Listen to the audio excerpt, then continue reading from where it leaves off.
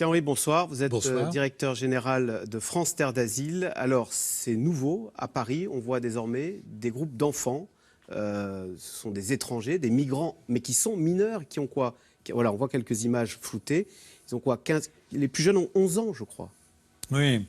Alors, le phénomène n'est pas inédit, il est en nombre limité, et il est géographiquement localisé. Il n'est pas inédit parce que dans les années 2015, il y a 2 ans, il y avait déjà eu l'arrivée d'un certain nombre de jeunes gens en provenance du Maghreb, principalement du Maroc, qui avaient mis en difficulté absolument tous les services sociaux de la ville de Paris.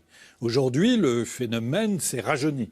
Nous avons des jeunes qui, effectivement, sont âgés de 9 ans, 10 ans, 11 ans, qui sont alcoolisés, qui sont drogués, qui sont totalement désocialisés, mais ils sont en nombre réduit parce que ça se limite à 15-20 jeunes qui sont dans un quartier de la Goutte d'Or à Paris et qui, là encore, pose un certain nombre de difficultés aux prises en charge classiques de la protection de l'enfance. Voilà, alors je vous propose, Pierre-Henri, on va écouter ces jeunes. Donc, c'est dans le square Alain Bachung, dans le 18e arrondissement, dans Paris. On les écoute. 17 ans. 14 ans. Moi, bientôt, je vais avoir 16 ans. Ouais, il y a les mineurs, bah oui, il y a beaucoup de mineurs. Il y a 40 mineurs. On passe par les TGV, on paye pas. On passe direct. Je m'en fous, on s'en fout de contrôle et tout. On n'a pas de papier. On donne n'importe quel nom et tout, on passe. Il y a 2 années ici à la France, et il n'y a pas dormi à la maison, il dormi toujours à la rue. Et il n'y a pas d'argent, pas de travail. Au Maroc, c'est la même chose. Parce qu'au Maroc, pas de travail, pas de famille. Alors, d'abord, sur le parcours, comment des mineurs seuls peuvent-ils aller du Maroc et se retrouver à Paris? Vous savez, si vous allez à Tanger, vous installez à une terrasse de café, vous allez voir des dizaines de gamins qui courent après les camions qui vont passer le détroit de Gibraltar et remonter vers On va voir la l'Espagne. carte d'ailleurs. Ouais. Et ça, c'est permanent. C'est aux yeux de tout le monde, toute la journée. C'est un phénomène qui, hélas, dure depuis près de 15 ans. Mais parce qu'on nous parle de ce mur infranchissable là, dans l'enclave de Ceuta. Voilà, on voit le mur. Mais en fait, il ne sert à rien, ce mur. Non, mais là, le mur, il est à côté. C'est autre chose. C'est dans l'enclave de Ceuta espagnol, ou de voilà. Melilla, l'enclave espagnole en territoire africain.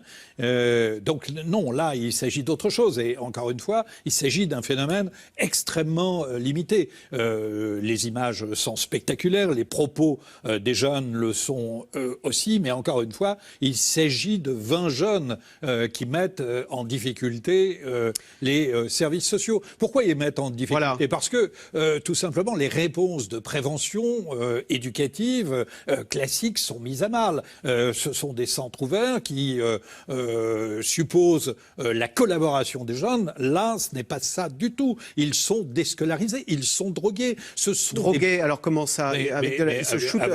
Ils se shootent avec de la colle. À 11 ans. À 11 ans, c'est un phénomène terrible. Donc il faut des mesures de prévention et éventuellement des mesures pénales pour les plus vieux qui se livrent à des actes de délinquance que l'on ne peut pas accepter. Donc il faut une réponse de prévention, une réponse éducative, éventuellement une réponse pénale. Et ça, c'est le travail de la protection judiciaire de la jeunesse après la décision d'un juge qui prononce les mesures adaptées. Mais c'est très difficile. Et ça veut dire aussi qu'il faut travailler avec le pays d'origine. Il faut toujours avoir en tête l'intérêt supérieur de l'enfant. Et l'intérêt supérieur de l'enfant, c'est de constater s'il y a une famille dans le pays d'origine. Bien souvent, en réalité, ils sont à la rue depuis des années. C'est ce qu'il a dit. On a entendu un jeune dire « J'avais pas de travail, j'étais errant au Maroc, je suis errant en France ». Bien sûr, bien sûr. Voilà. Et donc, ça suppose de travailler aussi avec le Royaume du Maroc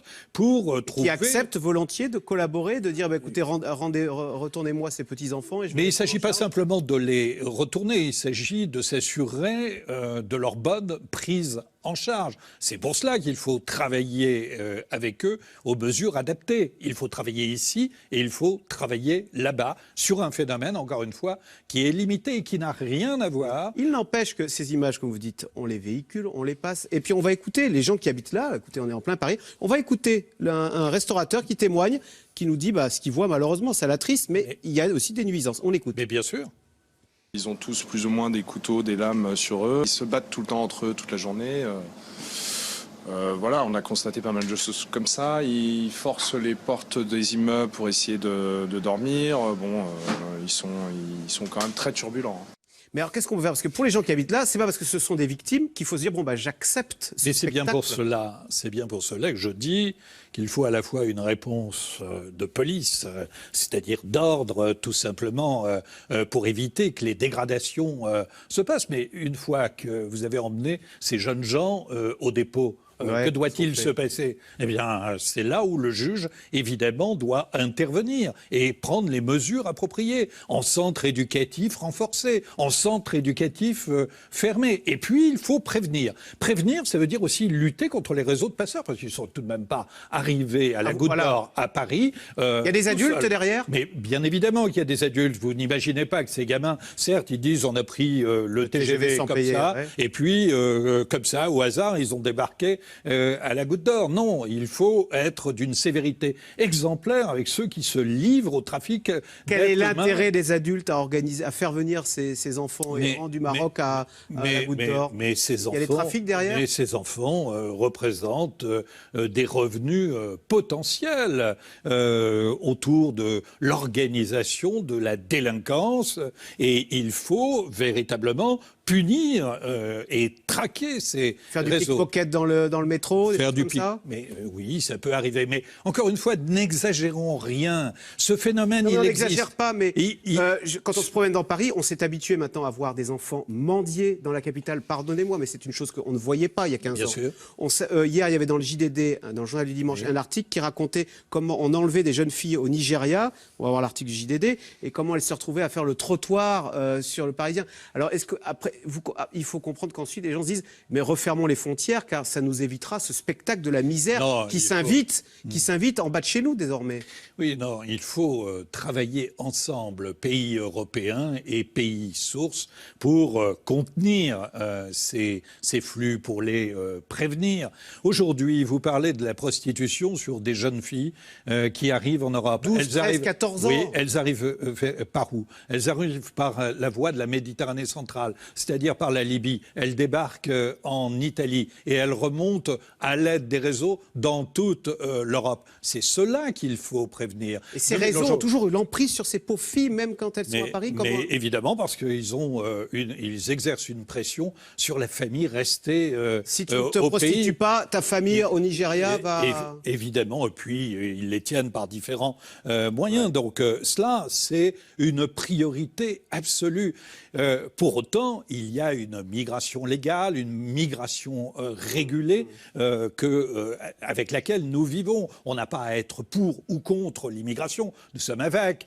C'est une histoire française depuis la fin du 19e siècle. Ne mélangeons pas tout. Il y a aujourd'hui des phénomènes qui sont dus à la mondialisation, qui sont dus au renforcement des réseaux criminels contre lesquels il faut travailler. Les enfants qui mendient, quand vous êtes vous-même. Mais je ne m'y habitue pas. C'est un crève-cœur, quoi. Mais il faut travailler aussi au sein de l'Europe. Vous savez très bien qu'un certain nombre d'enfants qui mendient aujourd'hui sont des jeunes Européens. Que faisons-nous ensemble pour demander à la Bulgarie et à la Roumanie d'exercer leurs prérogatives et leur souveraineté sur ces questions? Et c'est tout à votre honneur, parce que France Terre d'Asile, vous prenez en charge ces enfants et ces difficultés. Merci beaucoup Pierre-Henri, donc directeur général de France Terre d'Asile. Vous restez avec nous tout de suite. Caroline Roux, c'est dans l'air, J-27 avant l'élection présidentielle. On sait que beaucoup de Français hésitent encore. Les dynamiques peuvent-elles s'inverser et bousculer l'ordre établi? C'est tout de suite, c'est dans l'air, Caroline Roux.